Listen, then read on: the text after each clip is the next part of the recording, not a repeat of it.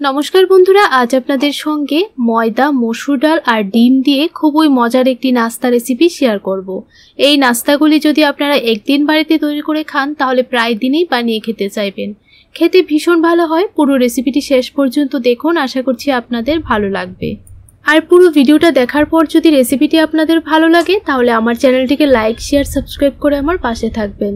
তাহলে চলুন বন্ধুরা, কথা না বাড়িয়ে ভিডিওটি দেখে নেওয়া যাক। প্রথমে 2 কাপ ময়দা ফ্রাইং প্যানের মধ্যে দিয়ে দিলাম, 2 চামচ সাদা তেল দিয়ে দিলাম, স্বাদ মতো নুন দিয়ে দিলাম আর একটা ডিম ফাটিয়ে দিয়ে দিলাম। এখন গ্যাসের ফ্লেমটা অন করে ভালো করে ডিমটা ময়দার সঙ্গে মিশিয়ে নিচ্ছি। মোটামুটি একটু ভালো করে মিশিয়ে নিতে হবে।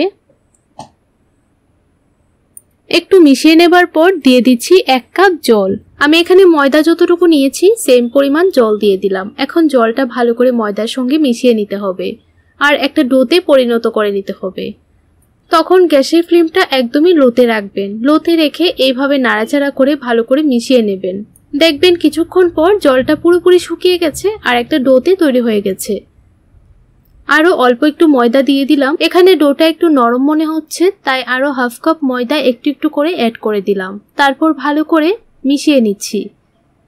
এইভাবে ভালো করে মিশিয়ে 1 থেকে 2 মিনিট রান্না করে নিয়েছি। এখন একটা বাটির মধ্যে পুরোটা ডো নিয়ে নেব। তারপর কিছুক্ষণ সময় অপেক্ষা করব ডোটা ঠান্ডা হয়ে যাবার জন্য। এখন আমি 2 মিনিট পর ডোটাকে হাত দিয়ে ভালো করে এইভাবে মথে নিচ্ছি। এইভাবে 1 থেকে 2 মিনিট খুব ভালো করে হাত দিয়ে মেখে নেবেন, তাহলে দেখবেন নাস্তাগুলি খুবই ভালো হবে। 2 মিনিট ভালো করে মেখে নিয়ে ডোটা এখন সাইড করে রেখে দেব। অন্যদিকে আমি 1 কাপ ডাল আগে থেকে ভিজিয়ে রেখে দিয়েছিলাম। ডালটা দেখুন খুব সুন্দরভাবে কিন্তু ফুলে গেছে। এখন পুরো ডালটাকে একটা মিক্সি জারের মধ্যে নিয়ে নেব। ভালো করে 2 থেকে 3 বার ধুয়ে ডালটা নিয়ে নিলাম। এখন স্বাদ মতো নুন দিয়ে দিলাম, 3 থেকে 4টা কাঁচা লঙ্কা দিয়ে দিলাম, 3টে রসুনের কোয়া দিয়ে দিলাম। ঝালটা অবশ্যই আপনারা আপনাদের টেস্ট বুঝে দিয়ে দেবেন। আর দিয়ে দিলাম হাফ টিস্পুন হলুদ গুঁড়ো। এখন স্মুথ একটা পেস্ট তৈরি করে নিলাম।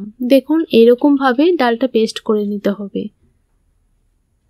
এখন আমি চুলার উপর একটা ফ্রাইং প্যান বসিয়ে দিলাম। 2 টেবিলস্পুন দিয়ে দিলাম সাদা তেল। তেলটা ভালো করে গরম করে নিয়েছি।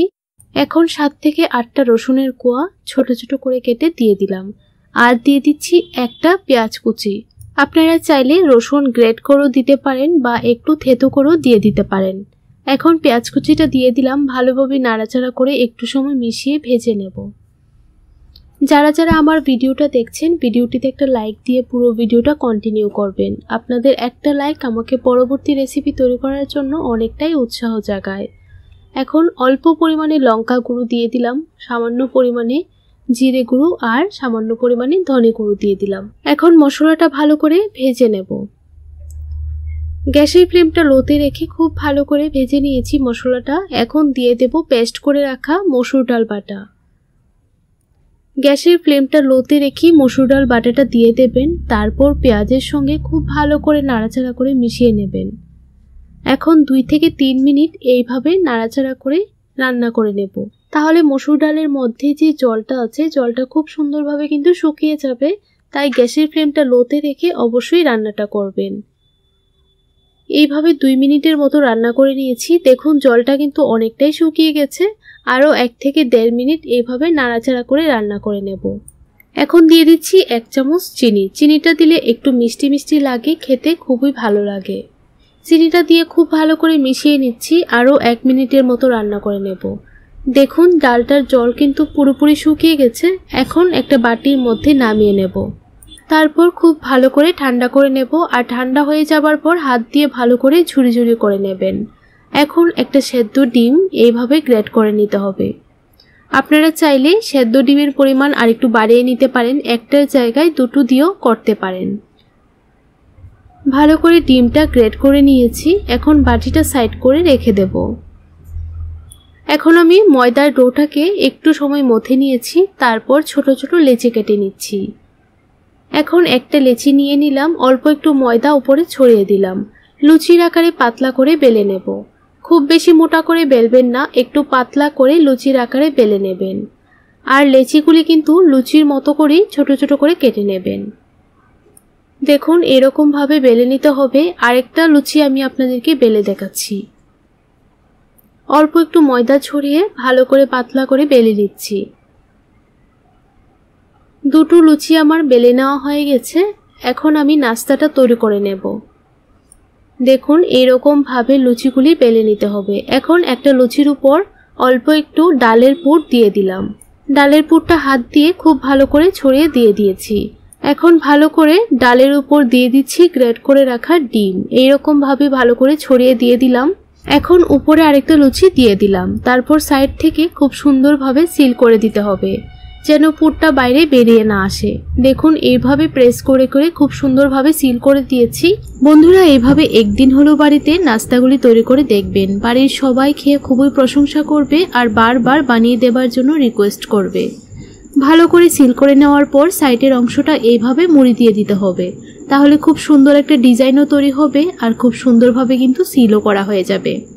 দেখুন ঠিক এইরকম ভাবে তৈরি করে নিচ্ছি। একইভাবে সবগুলি নাস্তা আমি বানিয়ে নেব।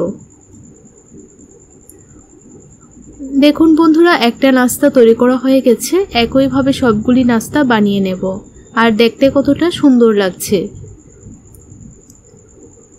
সবগুলি নাস্তা বানিয়ে নিলাম। এখন এই নাস্তাগুলিকে ভেজে নেব। এখানে আমি 3 কাপ ময়দা আর 2টো ডিম 1 কাপ মসুর ডাল দিয়ে 5টা নাস্তা তৈরি করে নিয়েছি।